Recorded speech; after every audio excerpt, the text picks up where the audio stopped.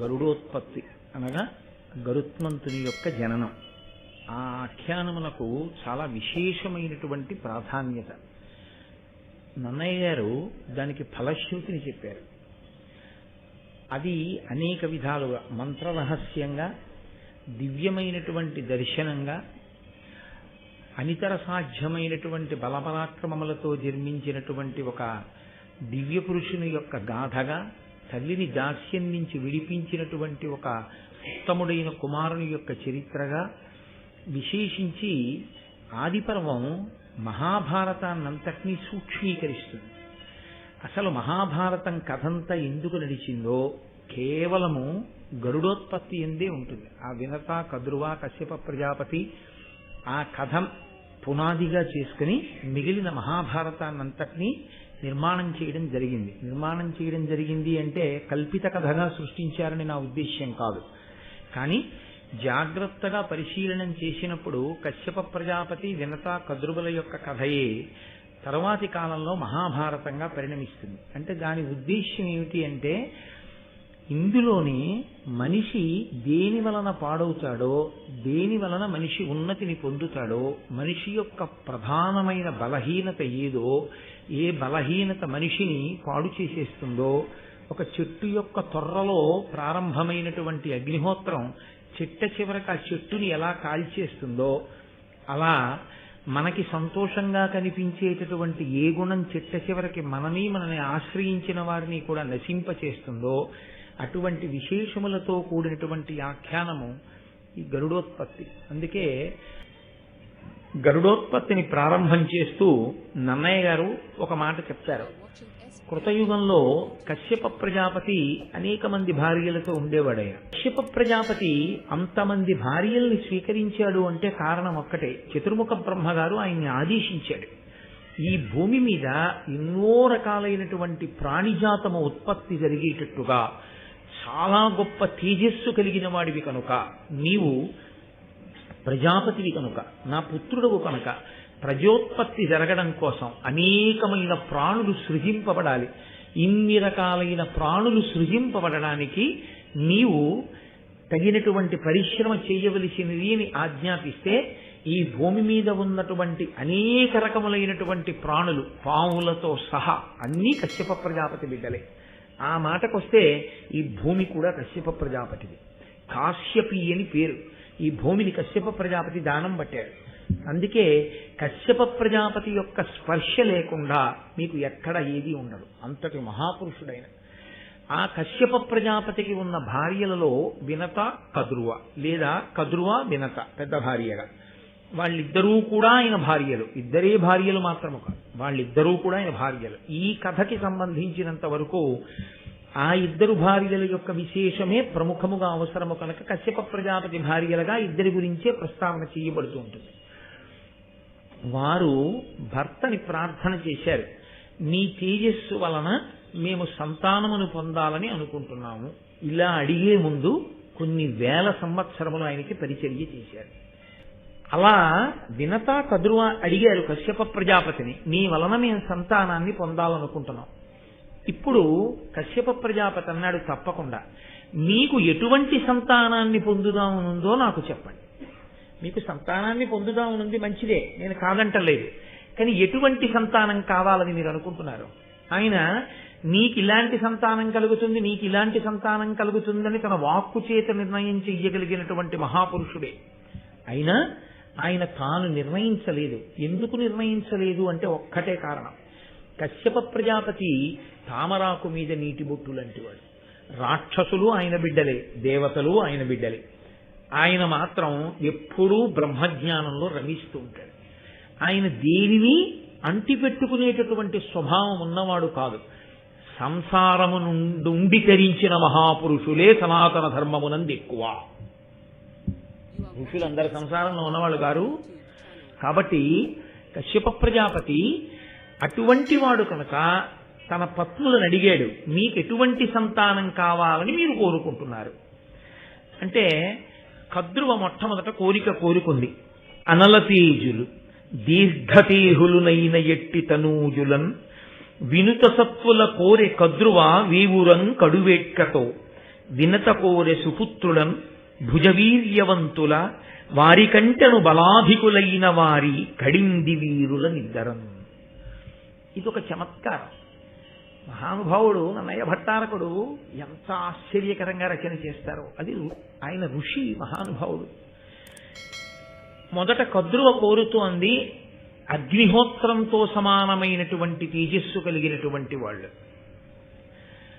విశేషమైనటువంటి బలమున్న వాళ్ళు, చాలా పొడుగైనటువంటి దేహములు కలిగినటువంటి వాళ్ళు, చాలా సత్వమున్నటువంటి వాళ్ళు, నాకు అనేక మంది సంతానం కావాలి.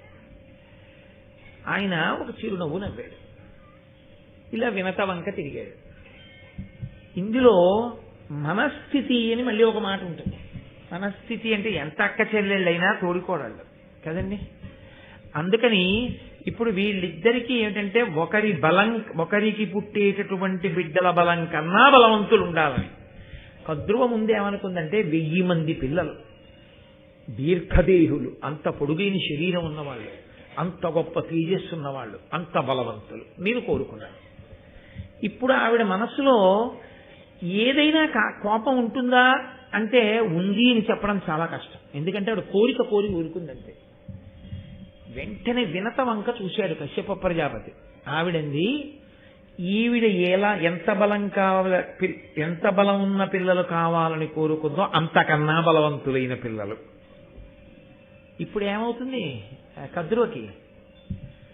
అమ్మ బాబోయ్, దీని మనసులో ఇంతుందన్నమాట అన్న భావన వస్తుందా రాదా?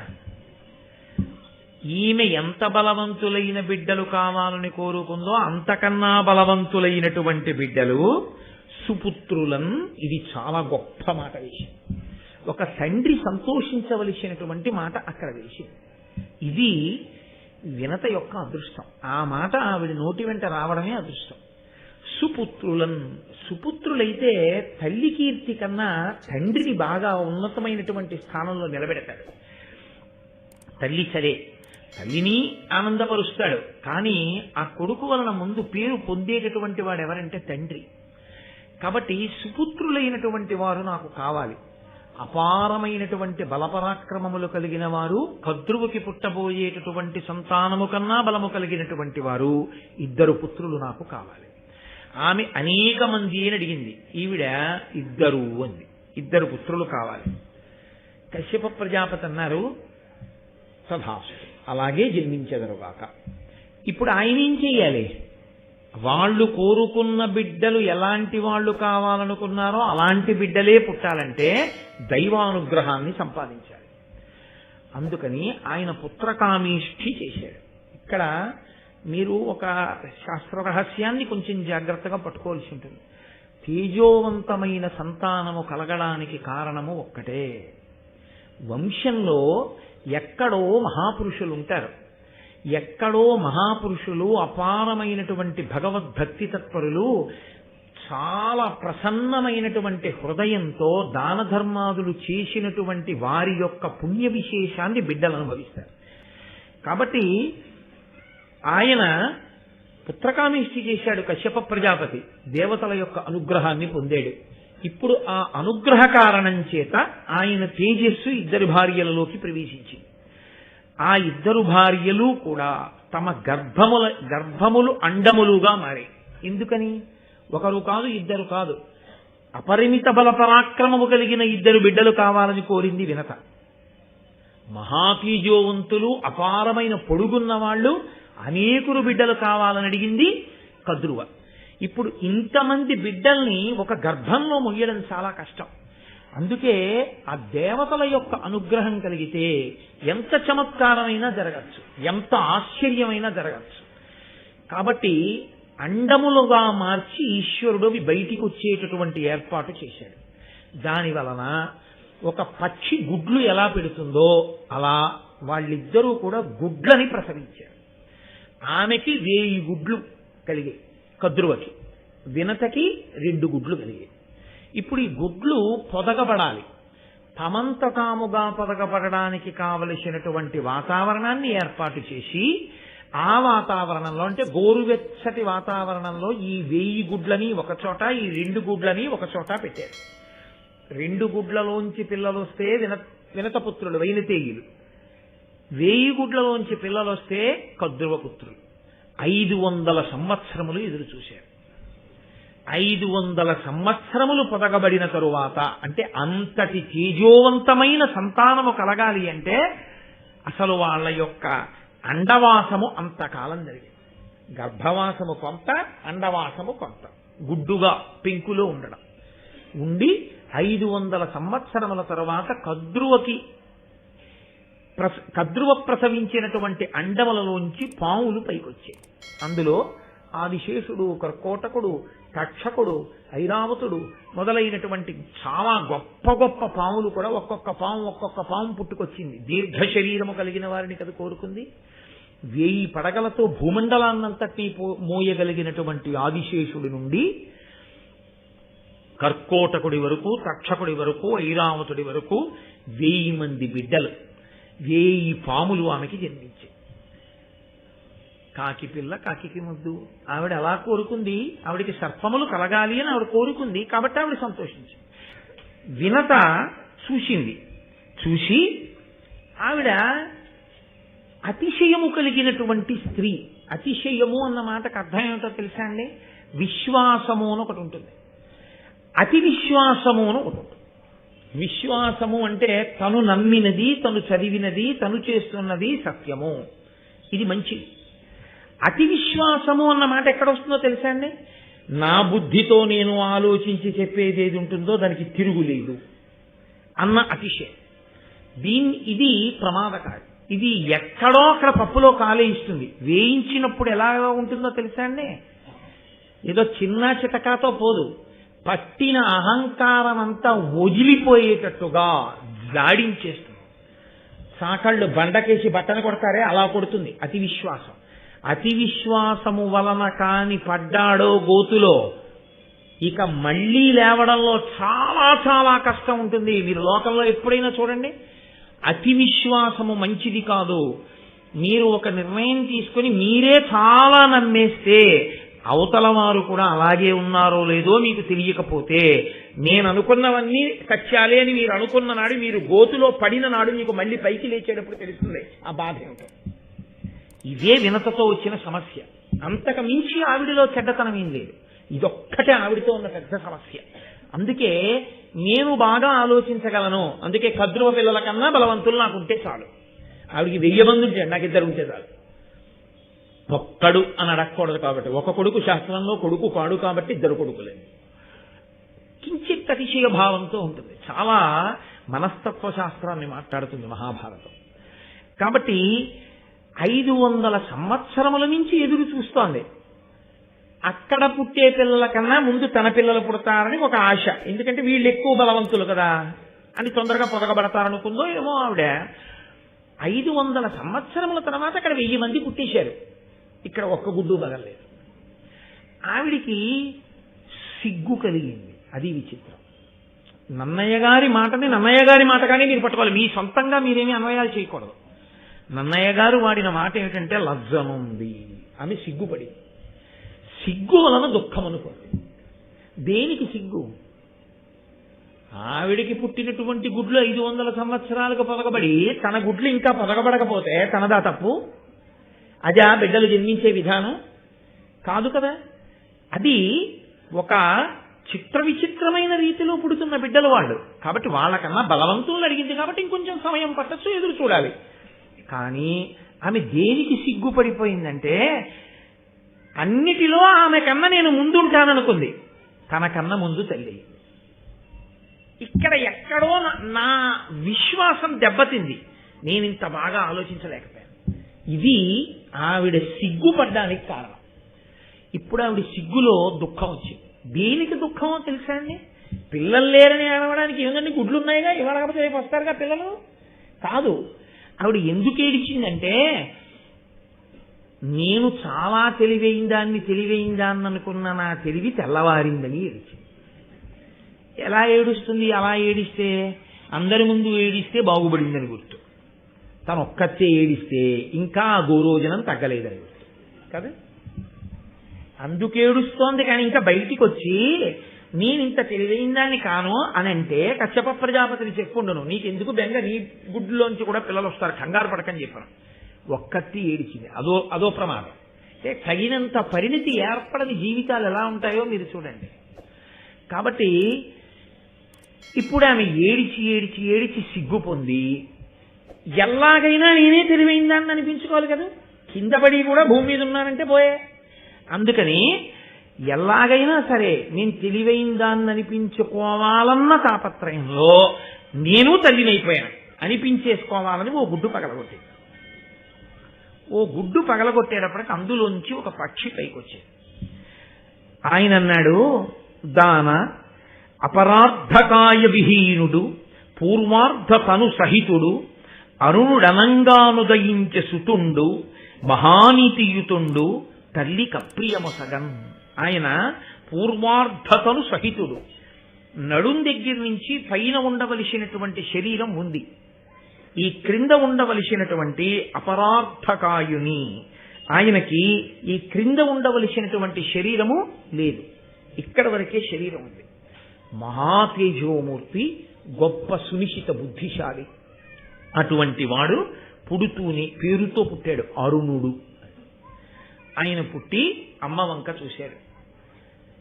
అతి విశ్వాసం నీది, అతి విశ్వాసము వలన సిగ్గుపడింది నువ్వు, ఆ సిగ్గు వలన ఏడిచింది నువ్వు.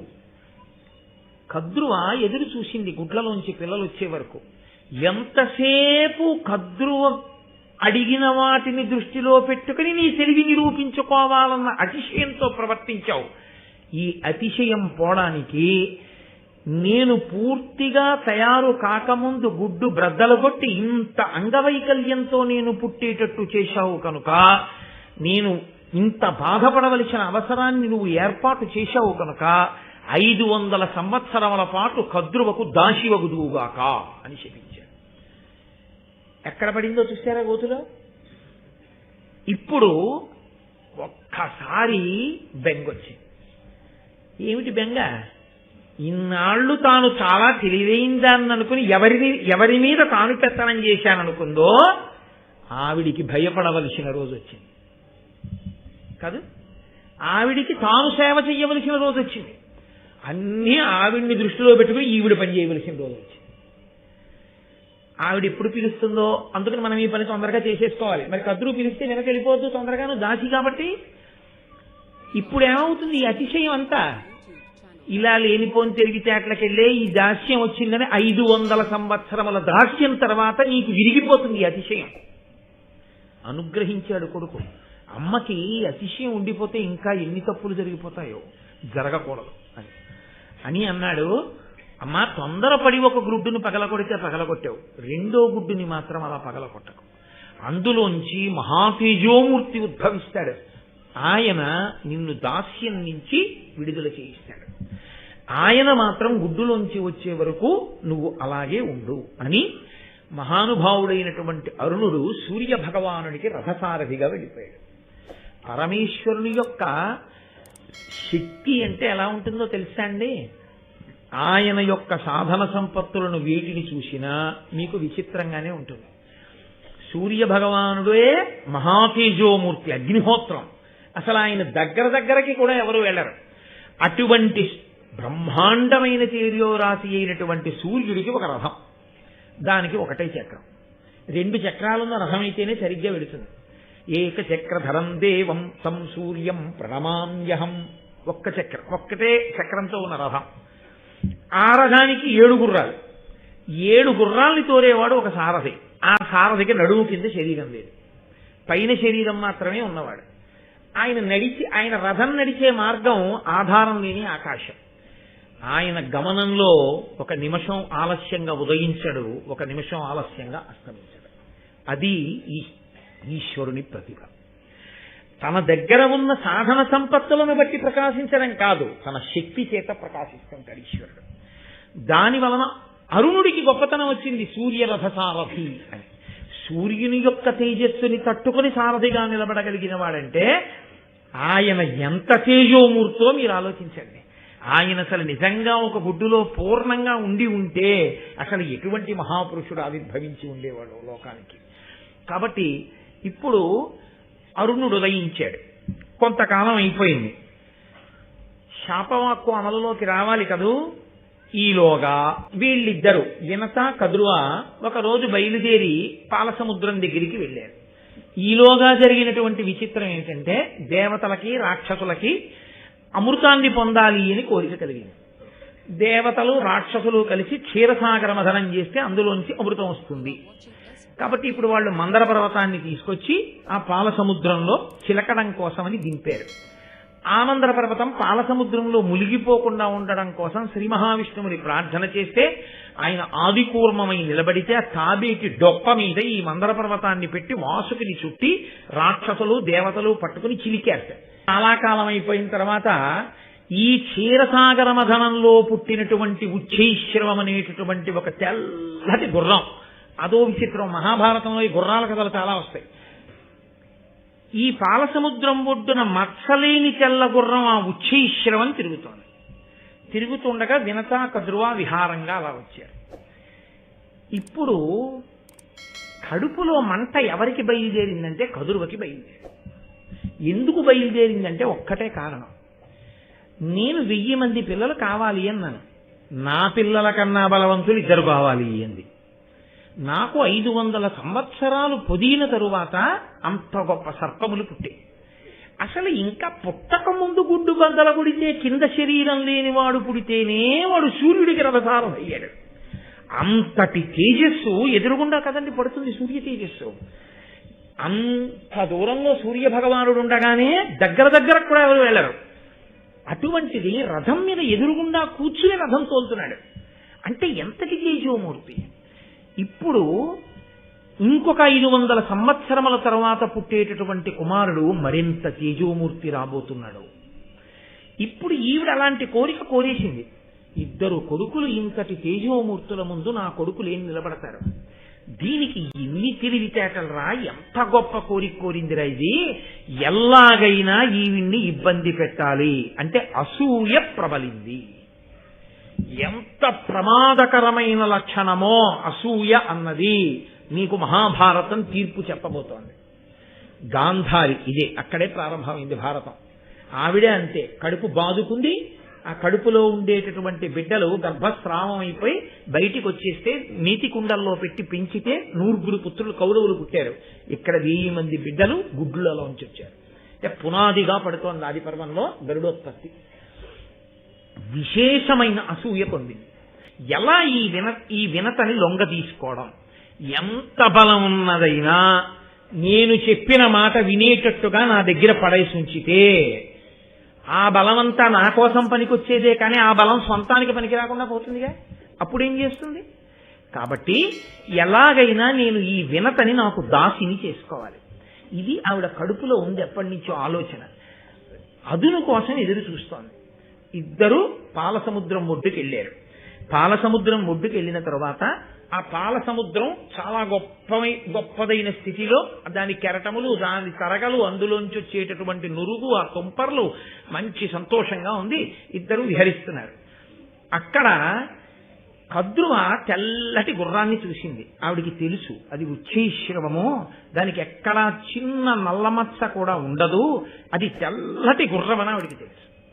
ఆవిడికి ఇంకొక విషయం కూడా తెలుసు, వినతకి అతిశయం ఎక్కువ.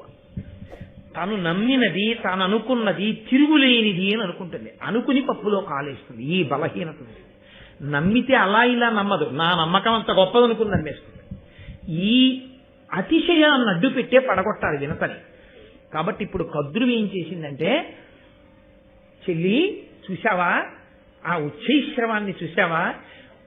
పౌర్ణమి నాడు ఉండేటటువంటి చంద్రబింబానికి నల్లమచ్చ ఎలా ఉంటుందో అంత తెల్ల గుర్రానికి తోక దగ్గరున్న నల్లమచ్చ చూశావా అంది.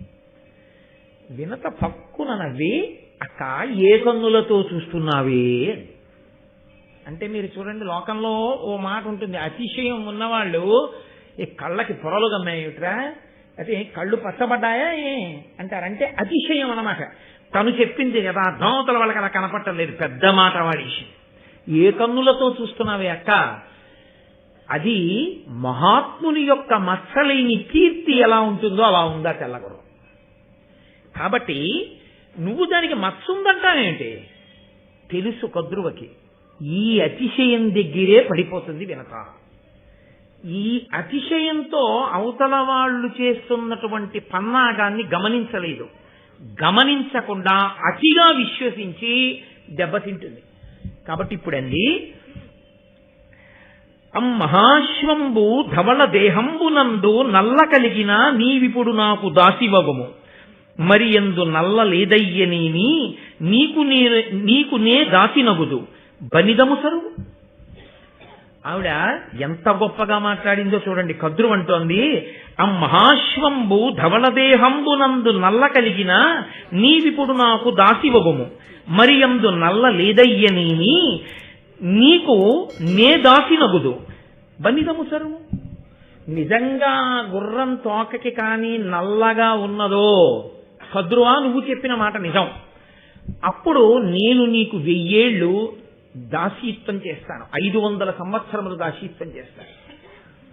లేదా నీకు నేను దాసీత్వం చేస్తాను, 500 సంవత్సరములన్న నియమం కూడా లేదు, నేను నీకు దాసీత్వం చేస్తాను. ఒకవేళ ఆ గుర్రానికి కానీ నిజంగా తోక దగ్గర నల్లగా లేకుండా తెల్లగా ఉంటే నేను గెలిచాను కాబట్టి నువ్వు నాకు దాసివి కావాలి అనగాని లొంగిపోయింది వెనక. అలాగే నేను నీకు దాసినవుతాను, తప్పితే నువ్వు నాకు దాసివవు. నువ్వు చెప్పినట్టు గుర్రం తోక చివర నలుపు ఉన్నదో నేను నీకు దాసిని, తెల్లగా ఉన్నదో నువ్వు నాకు దాసి. ఏమిటి ఆవిడ ధైర్యం? గుర్రం తోక కాదు, గుర్రం అంతా తెల్లగా ఉంది. పద చూద్దాం, దగ్గరికి వెళ్దాం. కద్రువకి తెలియదా దగ్గరకెడితే తెల్లగా ఉంటుంది గుర్రం అని? ఆవిడ లోపల కుటిలమైన ఆలోచనతో ఉంది. వినతయందు అతిశయమున్నా స్వచ్ఛమైన హృదయంతో. ఆవిడలో కుట్రలు లేవు, కుతంత్రాలు లేవు, అసూయ లేదు. కాకపోతే అతిశయ భావన ఉంది. నేను తెలివైన దాన్ని అనుకుంటూ ఉంటుంది పాపం. ఎప్పుడు నేను మంచి నిర్ణయాలు చేసుకుంటాను అనుకుంటూ ఉంటుంది. అదే బలహీనతగా పట్టుకున్నది అవతల. కాబట్టి ఇప్పుడు కద్రువంది మళ్ళీ వినత ఇప్పుడే వెళదాం అనడానికి వీలు లేని మాట చెప్పి వెనక్కి తీసుకెళ్ళిపోవాలి. భర్తకి సేవ చెయ్యవలసిన సమయం ఆసన్నమైంది. ఎందుకంటే ఇప్పుడు ఆయన అగ్నికార్యం చేయడానికి ఇంటికి వస్తాడు స్నానం చేసి. మన ఇద్దరి కర్తవ్యం పత్నులుగా ఆయనకి కావలసినటువంటి మడినీళ్లు పెట్టడం, సమిధలు అందించడం, అగ్నిహోత్రాన్ని సిద్ధం చేయడం, అవి చేసి పెట్టాలి. మేమిద్దరం పందెం కట్టుకున్నాం, అందుకని గుర్రం తెల్లగా ఉందో నల్లగా ఉందో చూడడానికి వెళ్ళాం. నీ కర్మాన నువ్వు స్నానం చేసి బడి కట్టుకుని అగ్నిహోత్రం చేసుకోని అనకూడదుగా. మనం భర్తని అనువర్తించాలి. కాబట్టి మనం ఇంటికి వెళ్ళిపోతాం. రేపొద్దాం ఎక్కడికి పోతుంది గుర్రం, ఇక్కడే తిరుగుతుంటుంది అంటే చెప్పాను కదూ. వినత తొందరగా పడిపోతుంది పాపం. ఆవిడంది అలాగే. రేపొద్దాం ఇంటికి వెళ్ళిపోయింది. ఒక రాత్రి సమయాన్ని ఎందుకు అట్టి పెట్టుకుందో తెలుసా అండి కద్రువ? కేవలము వినతని మోసం చెయ్యడం కోసమే పెట్టుకుంది. కాబట్టి ఇప్పుడు ఆవిడ తన బిడ్డలందరినీ సమావేశపరిచింది ఇంట్లో. ఆవిడ బిడ్డలందరూ పాములన్నీ సాధారణంగా నల్లగానే ఉంటాయి కాబట్టి పాములన్నిటినీ సమావేశపరిచింది. కొడుకుల వంక చూసి ఒక మాట అంది.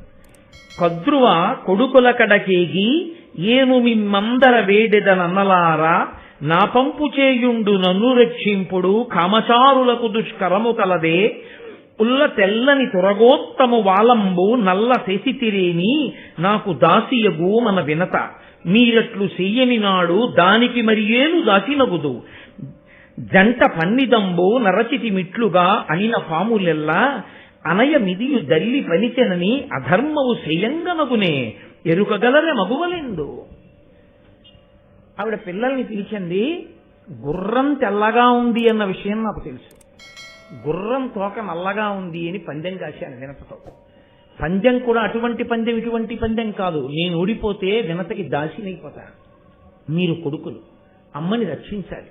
కాబట్టి మీరు ఏం చేస్తారంటే మీలో కొంతమంది వెళ్ళి ఆ పాము తోకకి చుట్టుకుంటే ఆ పాము తోక నల్లగా కనపడదు.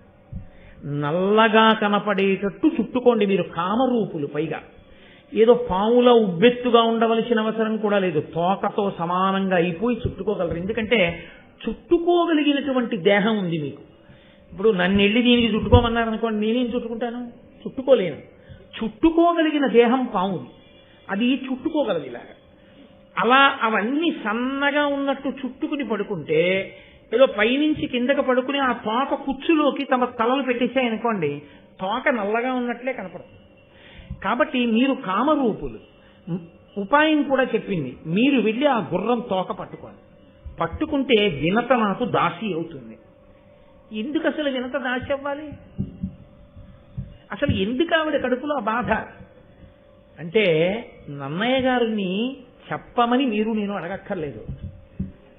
లోపల పట్టినటువంటి అసూయ ఆమె చేత ఆ మాటలు పలికించింది. తన బిడ్డల దగ్గరకు వెళ్ళి పనికి మాలిన మాటలు తల్లి ఎప్పుడు చెప్పినా చిట్ట చివరకది ఏమవుతుందో తెలుసా? కట్టి కుడిపేస్తుంది. తల్లి పరిణతితో మాట్లాడాలి, చాలా జాగ్రత్తగా మాట్లాడాలి. కాబట్టి ఇప్పుడు అమ్మతో ఇలా మాట్లాడితే ఆ పిల్లలు అన్నారు, దేనికమ్మా, దేనికి పిన్నమ్మ నీకు దాసి కావాలి? కేవలం అసూయ తప్ప ఆవిడ దగ్గర జవాబేముంది? కాబట్టి ఆ పిల్లలు అన్నారు, తప్పురా, అమ్మ చెప్పిందని ఇంత అన్యాయమా? మనం వెళ్ళి పాము తోకకి చుట్టుకోవడం ఎందుకు? పిన్నమ్మ అమ్మకి దాసి కావడం ఏమిటి? అన్ని వైభోగాలు వదులుకుని అమ్మకి సేవ చేయడం ఏమిటి? తప్పు. ఇలా ఏదో చెప్పింది కదా అని మనం చేసేయకూడదు. అమ్మ తప్పు కదా, అలా చెయ్యొచ్చా అన్నారు. ఆవిడ ఆశలన్నీ ఎవరి మీద పెట్టుకుందంటే, కొడుకుకి ఏదైనా చెప్పినప్పుడు వాడు వెంటనే తిరిగి అమ్మకి ధర్మం చెప్తే అంతే, ఎక్కడలేని కోపం వస్తుంది. అసూయలోంచి అపారమైన కోపం వచ్చింది. కోపం వచ్చేసి ఆవిడండి, మీరు నేను చెప్పిన మాట వినలేదు. అనుపమముగా జనమేజయుడను జనపతి సేయు సర్పయాగ నిమిత్తంబున పాములు పంచత్వము సనియడు అని ఉరగములకు శాపం విచ్చెన్. జనమేజయుడనేటటువంటి రాజు చేసేటటువంటి సర్పయాగంలో ఈ పాములన్నీ పడి కాలి చచ్చిపోవును కాక. ఎంత కష్టపడి వరాలు కోరి కంది పిల్లల్ని, ఆ పిల్లలు తన మాట వినలేదని నాది తప్ప పిల్లలది తప్ప అని విచారణ చేసి ఉంటే శహబాష్, ఎంత గొప్ప పిల్లలు అని, ఒరే మీ ధార్మికతకి మెచ్చుకుంటున్నాను, మీరు 10 కాలాలకి ఇలాగే ఉండండి అని గబగబా వినత దగ్గరికి వెళ్ళి, వినత నేను అసూయతో ఈ మాట చెప్పాను, లేదు ఆ గుర్రం తెలిపి నన్ను మన్నించమ్మా ఒక్క మాట అనగలిగి ఉంటే ఈ ఆఖ్యానం ఇంకొక రకంలా ఉండేది. ఆ 2 మాటలు అనడం చేత కాలేదు, అసూయే నిలబడింది. అంతే, తన బిడ్డలు చనిపోవాలని తానే శాపనిచ్చి. ఇదే గాంధారీ ధృతరాష్ట్రుల యందు ప్రవేశించినటువంటి అసూయ. పిల్లలకి ఇలాగే దుర్బుద్ధులు చెప్పి దుర్యోధన దుశ్శాసనాదుల్ని పెంచి పోషించి తన బిడ్డలు తన వంశం నశించేటట్టు ధృతరాష్ట్రుడు గాంధారి చేసుకున్నారు. ఆది పర్వంలో మిగిలిన మహాభారతానికి పునాది అని నేను మీకు మనవి చేశాను. ఆ మహాభారతానికి ఇది పునాది అయితే మన కుటుంబాల యొక్క వృద్ధికి, మన కుటుంబాల యొక్క ఇంకొక స్థితికి కూడా మనలో ఉండకూడని ఏ గుణము మనం పరిశీలించవలసి ఉంటుందో, దేని వలన చెట్లు పచ్చగా ఉంటాయో, దేని వలన పచ్చని చెట్లు కాలిపోతాయో మనకి మహాభారతం నిర్దేశిస్తోంది. కాబట్టి అంత పెద్ద శాపవాక్యాన్ని విడిచిపెట్టేసింది. ఇంత పెద్ద శాపవాక్యాన్ని విడిచిపెడితే పావులన్నీ కలవరపడ్డాయి. అయ్యి బాబోయ్, ఇదేమిట్రా ఇంత పెద్ద వాక్యం విడిచిపెట్టేసింది అమ్మ శాపానికి కానీ మనం వశులం అయిపోయామా, చచ్చిపోతాం.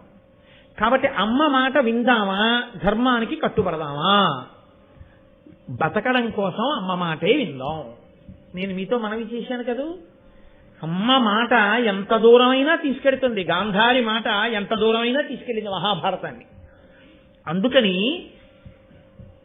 కర్కోటకుడు మొదలైన పాములు వెళ్లి సన్నగా ఉండేటటువంటి తీగలలా ఆ ఉచ్చైశ్రము యొక్క తోక నల్లగా ఉండేటట్టుగా చుట్టుకున్నాయి.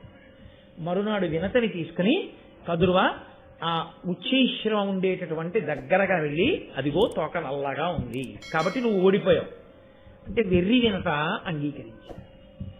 అంగీకరించిన ఉత్తర క్షణం నుంచి వినత కదురువకు దాసి అయిపోయింది. ఇక తాను సంతోషంగా ఉండడం అన్నది ఏమైనా ఉంటుందా? ఇహ లేదు. ఒకే ఒక్క అతి విశ్వాసముతో పందెమన్న మాట దాకా వెళ్ళిపోవడం. అయిన దానికి కాందానికి పందాలు ఎందుకండి? అప్పటి నుంచి ఇప్పటి వరకు ఈ బెట్టింగులు జీవితాలని పాడు చేస్తూనే ఉన్నాయి కదా. ఇప్పటికీ ఎప్పటికీ కొంతమంది జీవితాలనే పాడు చేసేసాయి. ఎన్ని చోట్ల ఎంతంత స్థితికి వెళ్ళిపోయాయో. అందుకే మహాభారతాన్ని పిల్లలకి వినిపిస్తే పిల్లలు ఎలా బ్రతకాలో అర్థమవుతుంది. కానీ మన దురదృష్టం ఏంటంటే మహాభారతాన్ని పిల్లలకి వినిపిస్తే వాళ్ళకి ఏదో మౌఢ్యం వచ్చేస్తుందని మనం నమ్మి మనం పిల్లలకి భారతం చెప్పలేము. పిల్లలకి ఎక్కడి నుంచి వస్తుంది సంస్కారం రమ్మంటే, ఎక్కడి నుంచి వస్తుంది పరిణితి రమ్మంటే?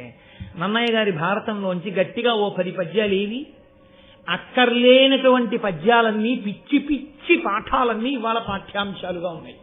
ఏవి పనికొచ్చే నీతులు ఎక్కడున్నాయి? సంస్కారము లేని చదువు ఎవరిని ఉద్ధరించడానికి పనికొస్తుంది కనుక. కాబట్టి ఇప్పుడు వినత కదురువకు దాసి అయిపోయింది. ఆ దాస్యం అలా నడుస్తోన్నప్పటికీ 500 సంవత్సరముల కాలం గడిచింది. హాయిగా కశ్యప ప్రజాపతి యొక్క పత్నిగా అంత సంతోషంగా ఉండవలసింది తొందరపడి అతి విశ్వాసంతో చేసిన పనికి అంత తేజోవంతుడైన కొడుకు శాపవాక్కు విడిచిపెట్టి అరుణుడు రథసారథిగా సూర్యభగవానుడి దగ్గరికి వెళ్ళిపోయాడు. ఇంకొక కొడుకు పుట్టలేదు, ఆ గుడ్డ అలాగే ఉంది. ఆమెకి 1000 మంది పిల్లలు, ఆ పిల్లలు పెరిగి పెద్దవాళ్ళు అవుతున్నారు. దాసి అంటే చేయవలసిందే ఉంటుంది. ఆ 1000 మంది పిల్లలకి స్నానం చేయించండి అనుకోండి, చాలదా? ఎవరికి స్నానం చేయించిందో తెలియదు, ఎవరో మళ్ళీ మట్టిలో పొల్లు వచ్చారో తెలియదు, ఎవరికి పలహారం పెట్టిందో తెలియదు, ఎవరు తిని మళ్ళీ వచ్చేసాడో తెలియదు. 1000 మంది పిల్లల్ని సాకడం అంటే మాటలా? అంత కష్టపడి సాకింది. ఎవరి కోసం? కద్రువ కోసం వినత. ఈవిడ బిడ్డలే ఒక రకంగా పినతల్లి కాబట్టి. కానీ తన బిడ్డడు ఎక్కడో ఉన్నాడు, ఈ బిడ్డడు గుడ్డులో ఉన్నాడు. వీళ్ళని ఈవిడ సాకుతోంది. 1 రోజా 2 రోజులా? 500 సంవత్సరాలు. ఏ పాపానికి? కేవలము అతి విశ్వాసానికి కదండి. ఎంతంత ప్రమాదాలు తెస్తాయో, జీవితాల్ని ఎంత అతలాకుతలం చేస్తాయో మహాభారతం ప్రత్యక్ష సాక్ష్యంగా మాట్లాడుతుంది. కాబట్టి ఎక్కడి పరిధిలో అక్కడ ఉండి జాగ్రత్తలో ఉండు పరాకు నేర్పుతుంది మనకి. అతి విశ్వాసము అతిశయము మంచిది కాదు, పంద్యాల జోలికి వెళ్ళకూడదు. కనుక 500 సంవత్సరములు పూర్తయ్యాయి. ఆవిడ అదృష్టం పండింది. ఆతత పక్షమారుత రయప్రవికంపిత ఘూర్ణితాచల వ్రాత మహర్ణవుండు బలవన్ నిజదేహ సముజ్వల ప్రభాతూత పతంగ తేజుడు తిదుండయి తాక్షుడు తల్లికిన్ మనప్రీతియునొచ్చుచున్ నెగతి భీమజవంబున నభ్రవీదికిన్. నన్నయ్య గారికి ఎంత సంతోషం కలిగిందో, అమ్మయ్య వినత దాస్యం తీరిపోయిందనుకున్నారో ఏమో. ఆనందంతో నన్నయ్య గారి మనసు ఎలా ఎగిరిందో, గరుత్మంతుని యొక్క జననం అలా జరిగింది. ఎంత గొప్ప పద్యం పడిపోయిందో ఆ ఆనందంలో. అటువంటి సమాసాలు పడిపోయాయి అంతే. ఆతత పక్షమారుతరయ ప్రవికంపిత ఘూర్ణితాచల వ్రాత మహర్ణవుండు బలవన్ నిజదేహ సముజ్వల ప్రభాతూత పతంగ తేజుడు తిజిందయి తార్క్ష్యుడు తల్లికిన్ మనప్రీతియునొచ్చుచున్ నెగసే భీమజవంబున నభ్రవీదికిన్. ఆయనట ఆతత పక్షమారుతరయ ప్రవికంపిత ఘూర్ణితాచల వ్రాత మహార్ణవుండు. ఆయన పుడుతూనే గుడ్డులోంచి పైకి ఎగరడానికి ఇలా రెక్కలు విప్పి అల్లార్చి పైకి ఎగిరితే ఆయన రెక్కలలోంచి వచ్చినటువంటి గాలికి కులపర్వతాలు లేచి ఎగిరిపోతాయేమో అనుకున్నారు. అంత పెద్ద జంఝామారుతాన్ని సృష్టించగలిగిన పెద్ద రెక్కలు అల్లార్చి ఒక్కసారి ఆకాశంలోకి ఎగిరి అలా ఎగిరితే ఆయన అలా ఎగరడం అంటే ఏదో కాకినాడ మీద కాదు, ఆయన శరీరానికి, ఆయన దేహానికి, ఆయన కాంతికి ఒక్కసారి భూమండలం అంతా అలా తిరిగాడు. తిరిగి ఎవరు మా అమ్మ అని చూసి మా తల్లి వినత, ఈవిడికి నేను నమస్కరించాలని ఆకాశంలోంచి గభాలన వచ్చి భూమి మీద వాలి నిలబడితే భూమి మీద ఉన్న ప్రాణులు, దేవతలు అందరూ ఇలా చూసి ఇదేమిరా సూర్యుడిలా ఎగురుతున్నాడేమనుకున్నారట. అంత గొప్ప తేజోమూర్తి మహానుభావుడు తల్లికిన్ మనప్రీతియునర్చుచున్ నెగతి భీమజవంబున నభ్రవీదికిన్. ఆ తల్లి వినత చూసి అబ్బా ఇటువంటి జవం ఉన్నవాడు నా 2వ కొడుకు పుట్టేశాడు కాబట్టి ఇక పర్వాలేదు, నీకు 2వ కొడుకు పుట్టిన తర్వాత దాస్యం పోతుందన్నాడు. ఇంత గొప్ప కొడుకుకి తల్లి అయ్యాను, ఇన్ని కష్టాలు పడితే పడ్డాను కానీ ఇంత గొప్ప కొడుకుకి తల్లినయ్యాను చాలు. ఎంత సంతోషపడిపోయిందో, మనప్రీతి పొందింది వినత అన్నారు. ఆ తల్లి వినత ఎంత సంతోషించిందో లోకంలో ఏ తల్లి అయినా అంతే సంతోషిస్తుంది. అది తల్లికి మాత్రమే ఉన్నటువంటి అదృష్టం. ఆ మహానుభావుట ఇంతటి తేజోవంతుడై మా నాన్నగారెక్కడా అని అడగలేదుట. ఆయన అంత వేగంగా ఆకాశంలో వెళ్ళిపోతుంటే దారుణ కల్పాంతమరుత్ప్రేరిత హవ్య వహ శిఖల పెళ్లిదియని బృందారకముని బృంద స్తుతి పోరన తానగ్ని సూక్తములతో నెసగన్. దేవతలు ఋషులు అందరూ అనుకున్నారట, ఓహో ప్రళయకాలం వచ్చేసిందిలా ఉంది, ప్రళయకాలంలో ఉండేటటువంటి అగ్నిహోత్రం వ్యాపిస్తోందన్నమాట అంతటా. అయ్య బాబోయ్ ఎంత తేజోవంతంగా ఉందోనని రక్ష చెయ్యి అని అగ్ని సూక్తములతో అగ్నిహోత్రుడు వ్యాపిస్తున్నాడని అగ్ని సూక్తములతో ప్రార్థన చేశారట. తెలుగు భారతంలో లేదు కానీ అగ్నిహోత్రుడు కనపడి చెప్తాడు, నేను కాదయ్యా గరుత్మంతుడని మహాపురుషుడు ఆవిర్భవించాడు, సుపర్ణుడు, ఆయన రెక్కలతో ఎగురుతున్నాడు, ఆయన నేను కాదని చెప్తే అప్పుడు ఆయన్ని కీర్తించాడు. ఆయనకు అంత వేగంతో ఆకాశంలో తిరిగి నా తండ్రి ఎవరనలేదు, మాతృదేవో భవ, మొదటి నమస్కారం తల్లికే. ఆ తల్లి గౌరవం తెలుసున్న వాడికి లోకంలో అన్నిటికన్నా పోయిందని ఏడవలసిన రోజు ఏదైనా ఉంటే తల్లి పోయిన రోజు ఒకటి. నాకు లేదని ఏడవలసిన రోజు ఏదైనా ఉంటే నాకు తల్లి లేదని గుర్తొచ్చినప్పుడు మాత్రమే, ఇంకా దేనికి ఏడవక్కర్లేదు. మళ్ళీ అలా ఏడవలసిన రోజు రాకూడదు పురుషుడి జీవితంలో. మళ్ళీ తల్లి స్థానంలో తల్లి స్థానంగా నిలబడి అనునయించగలిగిన ఏకైక వ్యక్తి పత్ని. ఆమె వెళ్ళిపోయిన నాడిక పురుషుడంత దరిద్రుడు వేరొకడు లేడు. అందుకే అష్టదరిద్రాల్లో ఒకటిగా చెప్పారు. కాబట్టి ఆయన హరికులిషక్షతి ఎరుగని గురుతర పక్షములతోటి కులగురివోలెన్ గరుడండు గగనగతి ఉరుతర జవమున నరుగు దించి తల్లికి బ్రొక్కెన్. ఇది నన్నయ్య గారు మన జాతికి నేర్పినటువంటి పాఠం. ఆయన ఎటువంటి వాడు? దేవేంద్రుడు విడిచిపెట్టినటువంటి వజ్రాయుధం పర్వతముల యొక్క రెక్కల్ని కోసేసింది ఒకప్పుడు. పూర్వం రామాయణం బాలకాండలో మీరు విన్నారు, ఆ సుందరకాండలో పర్వతాలన్నీ కూడా ఎగురుతూ వెళ్ళి ఎక్కడ పడితే అక్కడ దిగుతుండేవి. ఎక్కడెక్కడ భారతం చెప్తున్నారు ఏంటంటే అవి కూడా వచ్చి దిగుతుండేవి. అవి వచ్చి దిగితే ఆ మోటార్ సైకిళ్ళు ఏమైపోవాలి, ఆ సైకిళ్ళు ఏమైపోవాలి, ఆ కార్లు ఏమైపోవాలి, ప్రజలు గగ్గోలు పెట్టేస్తున్నారని దేవేంద్రుడు ఏం చేశాడంటే పర్వతాల యొక్క పక్షములను రెక్కలన్నిటినీ తరిగేశాడు. తరిగేస్తే పర్వతాలు ఎగరకుండా ఎక్కడెక్కడో కూర్చుండిపోయి దేవేంద్రుడి చేత సరగబడడానికి సాధ్యము కానంత శక్తివంతమైన రెక్కలు కలిగిన ఒక కుల పర్వతము ఉంది. అది ఎగిరితే ఆకాశంలో ఎలా ఉంటుందో అలా ఎగిరేస్త గరుత్మంతుడు. అంటే దాని అర్థం ఏంటి? దేవేంద్రుని యొక్క వజ్రాయుధం కూడా ఆయన రెక్కకి ఉన్న ఈకని కూడా ఏమీ చేయలేదు. అంతటి మహాబలవంతుడు పుట్టాడు. ఇంతటి బలవంతుడై ఆకాశంలో ఒక్కసారి అలా ఎగిరి కిందకి దిగి వచ్చి వెంటనే తన తల్లి వినతని చూసి అబ్బా మా అమ్మ అని పొంగిపోయి ఆ తల అమ్మ పాదాలకి తగిలేటట్టుగా ఉంచి నమస్కరించి అమ్మ వంక చూసి నమస్కరిస్తూ నిలబడ్డట. ఆ వినత పొంగిపోయింది చూసి, అబ్బా ఎటువంటి కొడుకు నా కొడుకు. చాలు, ఇవాళ అమృతప్రాయమైనటువంటి ఒక ఘట్టం గరుత్మంతుని యొక్క ఆవిర్భావాన్ని విన్నాం.